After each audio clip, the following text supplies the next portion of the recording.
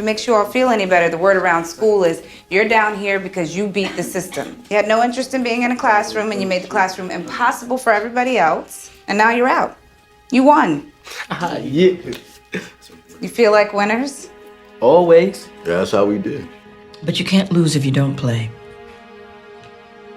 I always heard that you can't win if you don't play. Who's winning?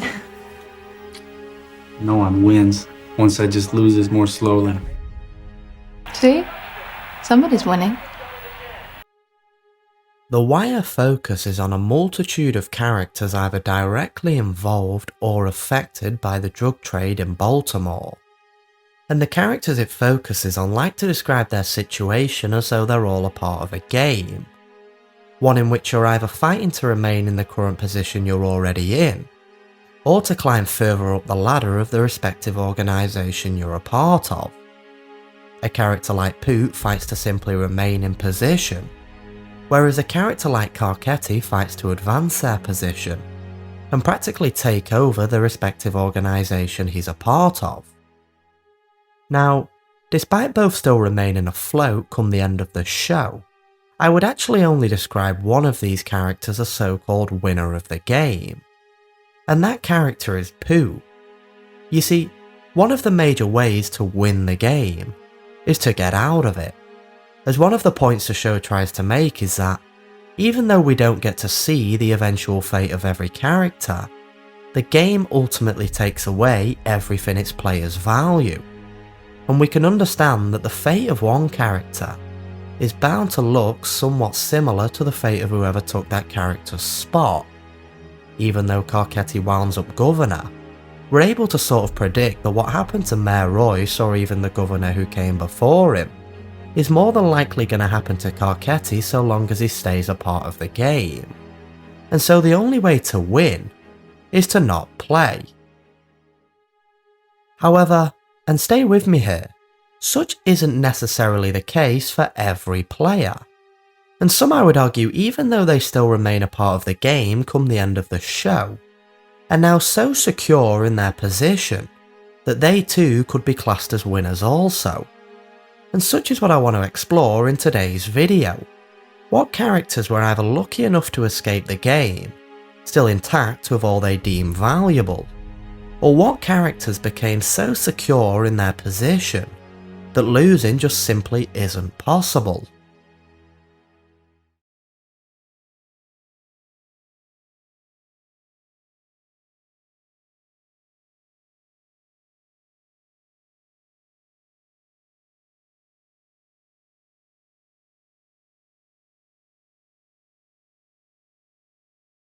I'm trying to do right for your boy. Who dropped him? Y'all did. They took him out because he was talking to y'all. Word is they seen him with the police down at Central Booking. So cuff me or kick my ass off this corner before you do me the same.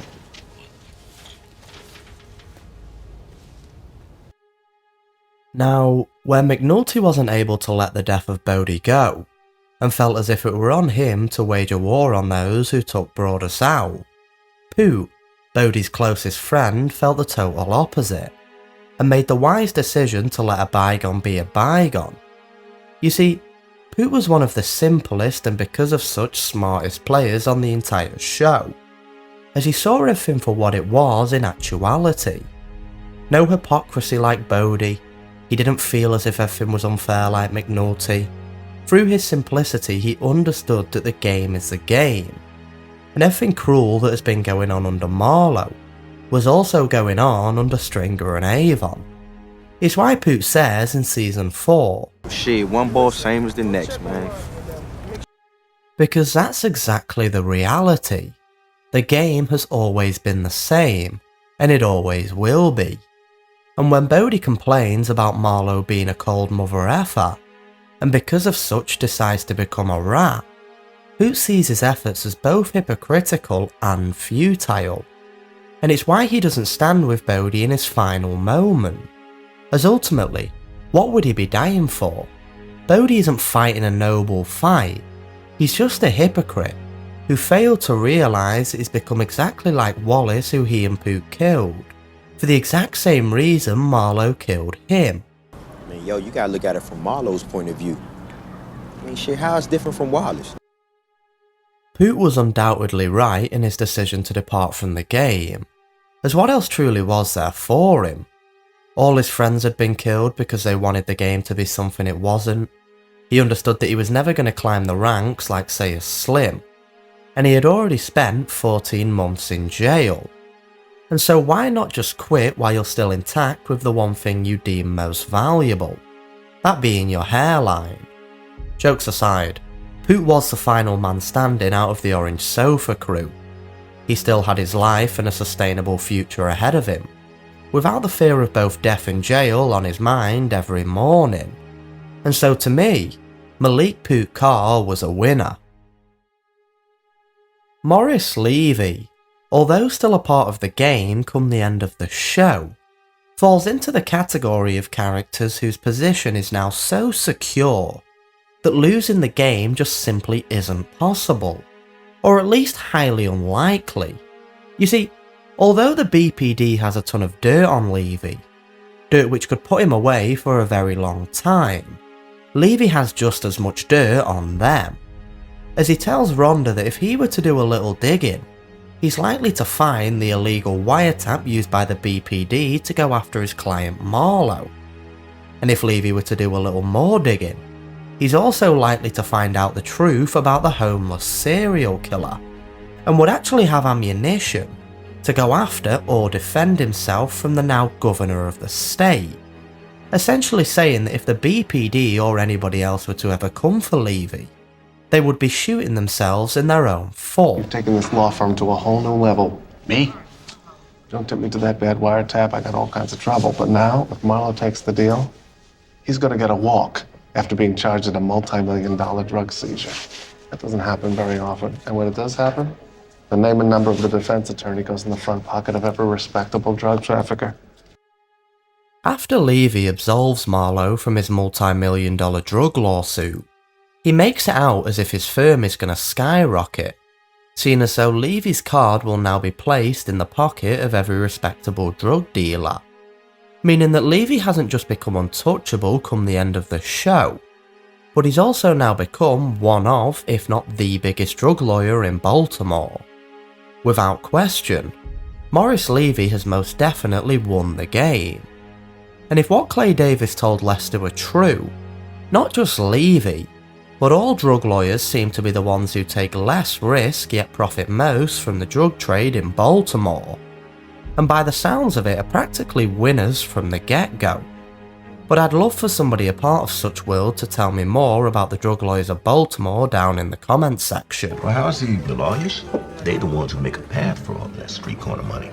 They showing all these kingpin motherfuckers how to send it overseas, bring it back, invest the shit.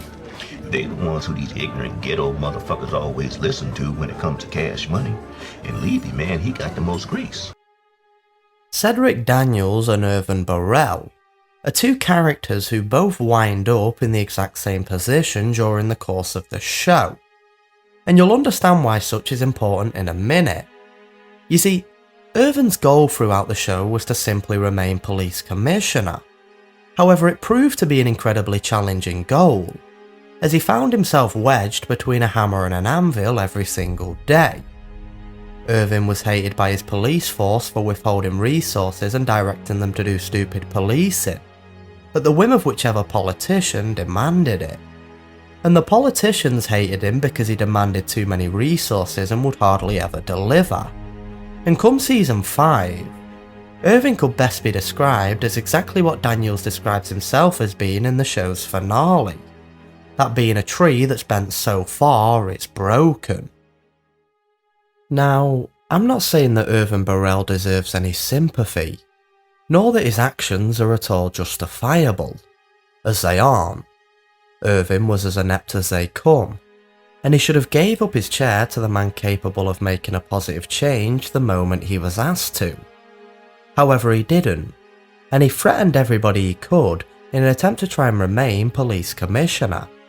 Why he wanted such so badly, I'll never know.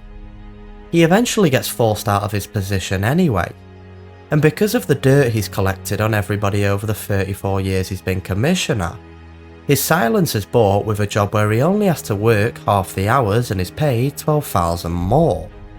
As much as I hate to say it, Irvin had gone from an inept police commissioner who had to take everybody's shit, to wherever he is now, completely out the game and on more money than whatever he was previously on.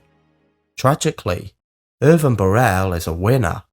I hear Carcetti's gonna do right by you. Salary with the coordinating council, then a DC job. You deserve it.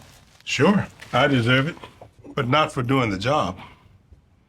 What I got, they gave me for carrying their water all these years. Now come the show's finale, Cedric Daniels finds himself in the exact same seat Irvin Burrell was once in.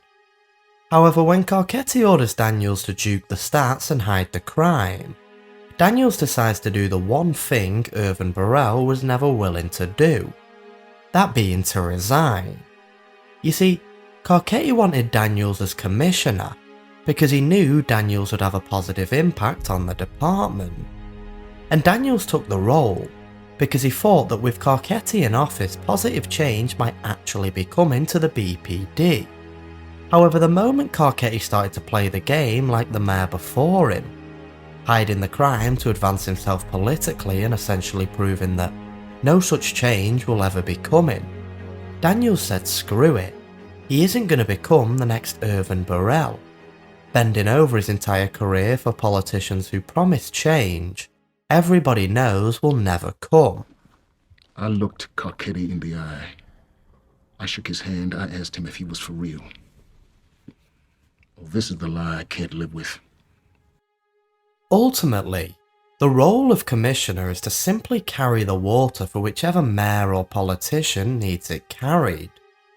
And Daniels resigning from the role makes him a winner for the same reason it makes Burrell a winner. The two are no longer wedged in between the hammer and the anvil.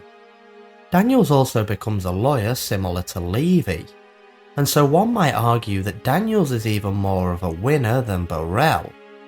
Sure, he doesn't get to do anything good with the police department, but at least he isn't going to be bent over his entire career similar to how Burrell was bent over. Clay Davis throughout the entire course of the show was one of, if not the most corrupt politician in Baltimore, with his crimes ranging from money laundering, to bribery, to blackmail, to fraud, to you name it. Clay Davis shut down everybody. And come the end of season 5, he somehow found himself more secure in his position than ever before. As the newly elected state's attorney Rupert Bond, quote, managed in a single week to transform Clay fucking Davis into Martin Luther King Jr.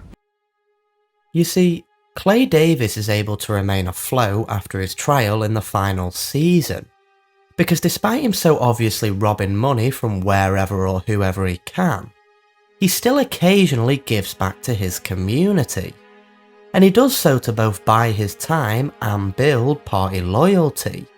You see, all it takes for the likes of Clay to remain in power is for him to fork out a tiny amount of cash from the thousands if not millions he's stealing, and give it to somebody in his community. Say he pays somebody's rent one time.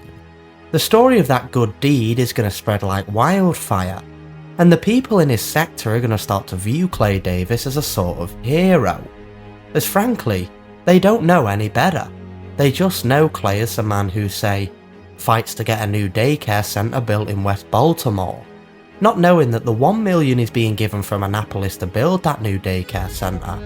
Only 500 of that is going toward the actual centre, whilst the other 5 is going right in Clay's pocket. Because the people know. Nah, I'm talking about the people now. The people know what I've done for West Baltimore and this city as a whole. They know the battles I fight in Annapolis every day. Now, Clay doesn't do this because he gives a damn about the people in his sector. Rather, he does it because, as mentioned, it buys Clay both loyalty and time. Time I imagine he's going to spend conning every politician and drug dealer he can, until they've got him laid out at Marge's funeral home and trucked him off to Mount Auburn. Senator Bond royally screwed up in his attempts to go after Clay by not allowing the case to go federal. he turned Clay into a form of martyr by putting him before a mostly black jury who could sympathise with his constituency. And now nobody, not even the feds, are willing to hunt Clay down. Without question, Clay Davis is a winner. Well, you have the headshot, Detective, but no gun with which to fire it.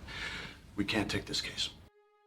Now, many like to brand Slim Charles a winner of the game, basically because of what D'Angelo said in Season 1, that being that if you get the other king, you get the game. And such is exactly what Slim Charles had done. He also gets to rule over the co-op who, as we know, make it their mission to avoid both violence with other crews and the BPD. Essentially, Slim Charles is coming into power at seemingly the best time possible. However, let me ask you all a question. How long does it take before another Marlowe comes along and just bucks a system? You see, all it takes for the co-op to crumble is for a single individual to go against the grain, as Slim himself states in Season 4. Man, all this theorizing about how it be product, not territory. You can't talk that shit if a nigga snatching all of the territory and won't take none of your product. Now, I'm not saying that Slim isn't going to last as a kingpin. Rather, I'm saying that just because he gets to rule over an organisation who all believe in the philosophy of selling without killing, doesn't mean that problems from both the police and other gangsters won't arise for Slim. As mentioned, all it takes is for one person to buck the system, and Slim will soon find himself fighting the same battles Avon and Prop Joe had to fight. I'm essentially saying that the kingpins of The Wire are all temporary. No matter how small or good of a player you may deem one king to be, their time will always come. Now, despite saying that, I do actually believe that Slim will last longer than the three kings who came before him, as ultimately, he's starting out with everything they didn't. He's got the supplier, the wisdom, and no annoying nephew. And similar to Avon in Season 1, I don't even think the police know Slim's name. But then again, look how that turned out for Avon. Anyway, let me know your guys and gals opinions down in the comments section. Do you believe that Slim Charles was a winner? Or does what Presbalewski said apply to Slim? That being that he's eventually going to lose, just far slower than those who had already lost before him. Peace!